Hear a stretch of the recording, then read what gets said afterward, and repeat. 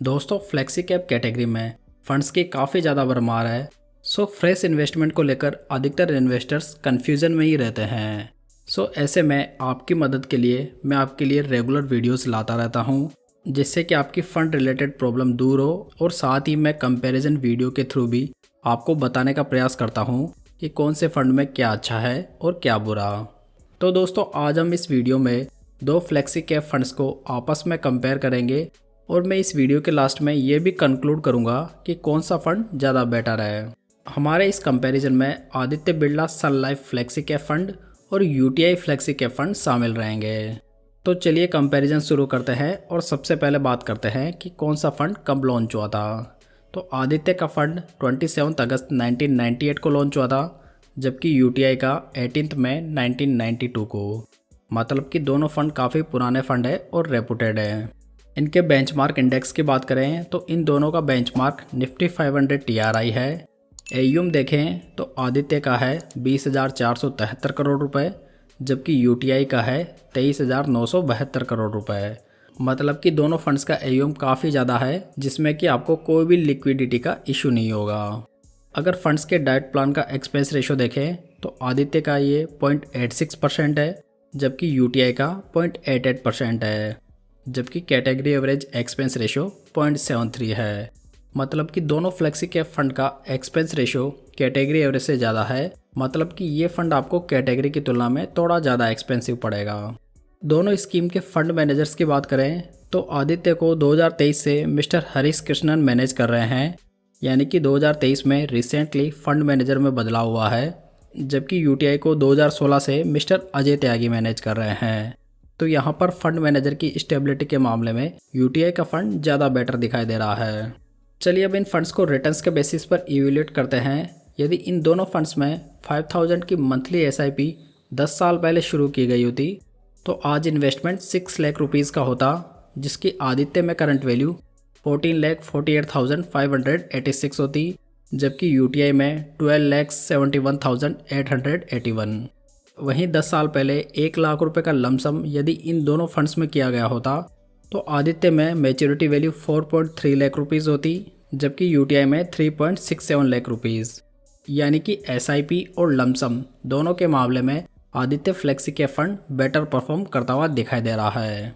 लेकिन यदि आप यहाँ पर इन रिटर्न्स को देखेंगे तो ये दोनों फंड्स लॉन्ग टर्म में ही अपने कैटेगरी एवरेज से कम रिटर्न बनाकर दे रहे हैं, जो कि मेरे हिसाब से इस फंड में ऑलरेडी इन्वेस्टेड इन्वेस्टर्स के लिए थोड़ा चिंता का विषय जरूर बन जाता है।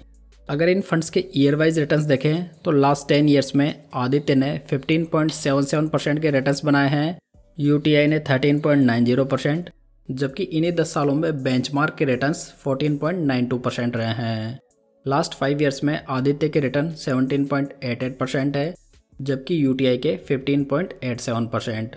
वहीं बेंचमार्क के रिटर्न्स 18.85% रहे हैं। लास्ट 3 ईयर्स में आदित्य के रिटर्न्स 16.47% रहे हैं, यूटीआई के 8.98% और बेंचमार्क के 18.42%। जबकि रिसेंट 1 ईयर के रिटर्न देखें तो आदित्य के 37.34% हैं, यूटीआई के 21.11% और बेंचमार्क के रिटर्न्स 38.22% रहे हैं। दोस्तों रिटर्न्स में यहाँ देखें तो आदित्य का फंड सभी टाइम होराइजन में यूटीआई से अच्छा परफॉर्म कर रहा है। साथ ही यूटीआई की परफॉर्मेंस लास्ट 3 ईयर्स में ड्रास्टिकली डाउन हुई है, जो कि एक बहुत ही बड़ा कंसर्न बन जाता है। साथ ही सबसे इम्पोर्टेंट बात यह है कि ये दोनों फंड्स ही लॉन्ग टर्म में अपने बेंचमार्क के रिटर्न्स को बीट नहीं कर पा रहे हैं, जो कि एक एक्टिव फंड के लिए बिल्कुल भी अच्छा नहीं माना जा सकता। अगर इन फंड्स के लास्ट 3 ईयर्स के एवरेज रिस्क रेशियोज देखें तो आदित्य का अल्फा रेशो नेगेटिव में 1.21% है, जबकि यूटीआई का नेगेटिव में 7.59%। अल्फा रेशो जो होता है वो ये बताता है कि फंड अपने बेंचमार्क से कितने अधिक रिटर्न्स बना कर दे रहा है। यानी कि इन दोनों फंड्स का अल्फा नेगेटिव में है, मतलब कि ये दोनों फंड्स अपने बेंचमार्क को बीट नहीं कर पा रहे हैं। बीटा की बात करें जो कि फंड वॉलेटिलिटी को नापता है तो ये आदित्य का 0.95 है, जबकि यूटीआई का 0.92, मतलब कि ये दोनों फंड अच्छे खासे वॉलेटाइल हैं। शार्प रेशियो की बात करें तो ये आदित्य का 0.83 है, जबकि यूटीआई का 0.27 है। शार्प रेशियो जो होता है वो ये बताता है कि फंड कितने रिस्क फ्री रिटर्न्स बना कर दे रहा है। तो यहाँ पर यूटीआई का फंड बहुत ही कम रिस्क फ्री रिटर्न्स जनरेट करके दे रहा है। अगर रिस्क रेशियोज के कंक्लूजन के तौर पर देखा जाए तो इन दोनों फंड्स के रिस्क रेशियो काफ़ी घटिया माने जा सकते हैं। साथ ही कैटेगरी एवरेज की तुलना में भी ये रेशियोज काफ़ी कम है। दोस्तों, इन दोनों फंड्स के रिटर्न्स, रिस्क रेशियोज और पास्ट हिस्ट्री के हिसाब से इनके पोर्टफोलियो को देखने का कोई विशेष मतलब नहीं है। इन दोनों फंड्स ने फ्लेक्सी कैप के नाम पर लार्ज कैप कंपनीज में काफ़ी बड़ा अमाउंट इन्वेस्ट कर रखा है, जिसकी वजह से आपको इन दोनों फंड्स में रिटर्न्स भी लार्ज कैप फंड्स के जैसे ही देखने को मिल रहे हैं।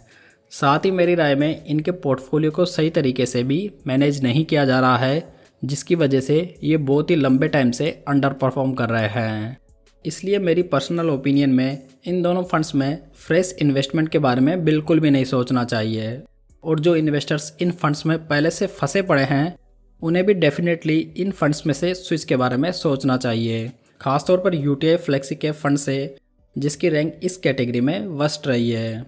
अगर आप बेस्ट फ्लेक्सी कैप फंड्स के बारे में जानना चाहते हैं कि कौन सा फंड आपके लिए बेस्ट रहेगा तो आपको ये वीडियो ज़रूर देखना चाहिए। लिंक आपको आई बटन में और डिस्क्रिप्शन बॉक्स में मिल जाएगा।